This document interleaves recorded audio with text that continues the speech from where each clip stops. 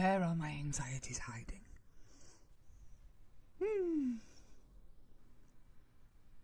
Somewhere behind my cerebellum, maybe somewhere around Broca's area, I don't know. But they're hiding in there, and they come out and give me a jump scare whenever they decide to flare up and screw around with my life.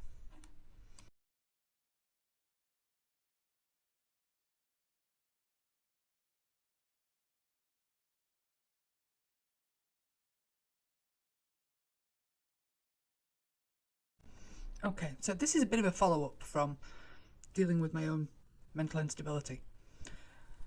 But before Christmas, the weekend before Christmas, I went to my work Christmas party. I had never met anybody. I've been working there 15, 16 months. I was supposed to go on the Christmas party last year. But I stood outside with my husband, panicking because I didn't recognise anybody. I didn't know anybody. I'd only been working for them 3 months at the time. No one was on Slack, so I couldn't message anyone. And I was stood outside for half an hour, desperately trying to force myself to walk into this steakhouse. I couldn't do it. I ran away, and my husband let me. Very supportive man, my husband. He took me out for a meal instead, since we already had the babysitter. However, I was made aware that my absence from social situations with the company had been noted. Now, that's all good, but let's just say I was very strongly persuaded to actually go. So I did. I got there. I was doing okay. I got there 10 minutes early to try and calm myself down. By the time it actually got to is walking in at the right time, 8:30. They sent us round the back, down a back alley, and said there's a door. This building, but there's a door. This door was completely unlit. There were no signs or anything, and I didn't recognise anybody. The one person that I thought I might recognise and might recognise me wasn't there because their entire family got stomach flu. So nobody knew me. I didn't know anyone else. And I tried to go to this door. I tried to walk in. I saw all these people that I did not recognise. Instant panic attack. I actually thought my heart was going to beat out of my chest. Now, I am trying to deal with my own anxieties, mental health, neuroses, all of these things. But when it kind of hits you with a thump in the middle of your chest and you think you're having a heart attack, that's not a good time to be thinking, I wonder why. Now, it was only after I had got angry with myself and with someone else who was stood inside saying, it's nothing to do with those. Really? I got angry and I managed to stop somebody because it wasn't just me and my husband. There had been several people wandering up and down this alleyway looking for a door that was completely unlit and not signposted or anything. But at least they were in a group that knew each other. So I stopped a random guy who was walking towards this door and I asked who he was. And I asked if he was there for a Christmas party, and the thing was, the Christmas party wasn't even with the company I was signed up with. It was with the parent company. The big overarching umbrella. And I don't think I'd even heard their name until I'd been with the company like 2-3 months. And only then, I think, once. So, as it turned out, the guy I stopped was the IT guy that had helped me set things up in my home office so that I could work. I like that guy. He's nice to talk to on Slack, but I'd never seen his face. And that's the only reason I knew to go into this door. And I couldn't walk in. I tried. But it was like all the air had been crushed out of my body. Now, I thought I was doing okay. I had been pretty damn good. I mean, on that particular weekend, it was a Sunday night, and so obviously the weekend before Christmas, you do have a lot of stuff to do, and I did not do all my shopping online. I usually do. But that particular weekend, I had been shopping in the Christmas rush.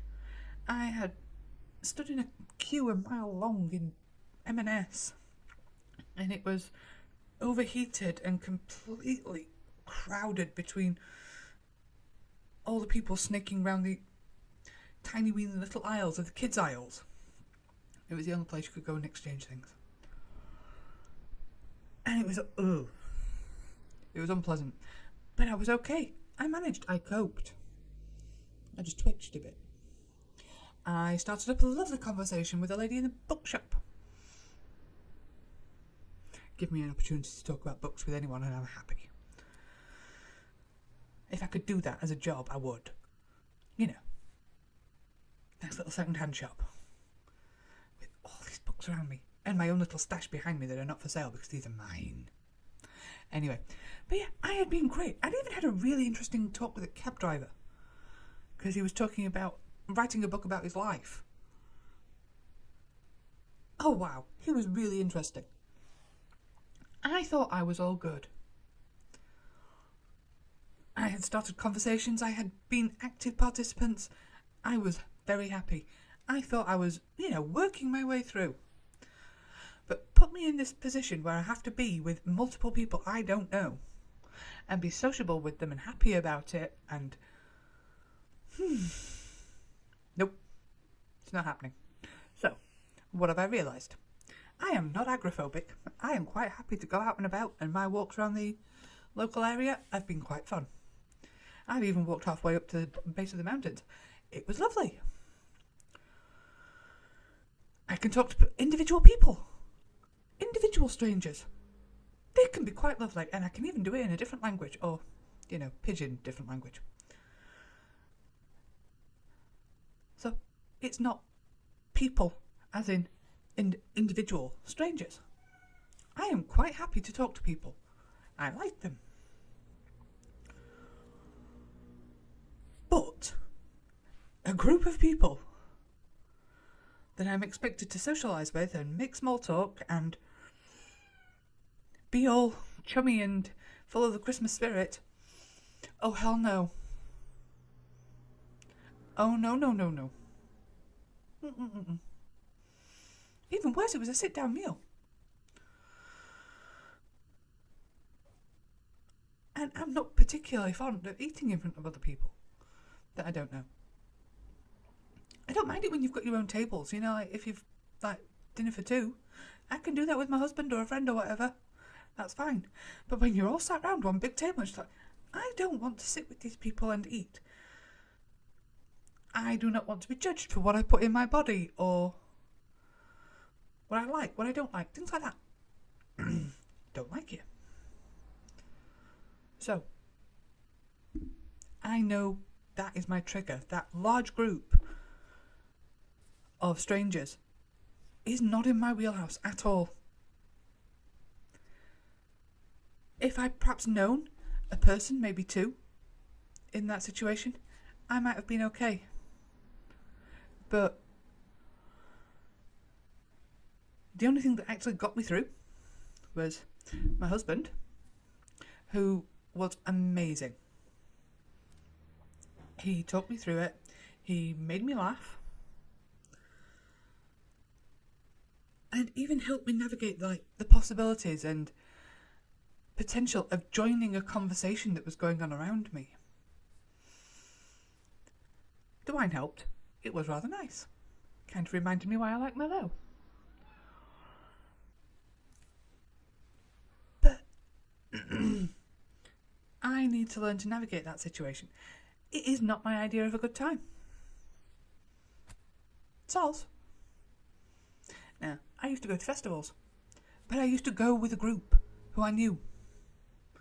And when I'm with people I know, I at least feel secure in knowing them.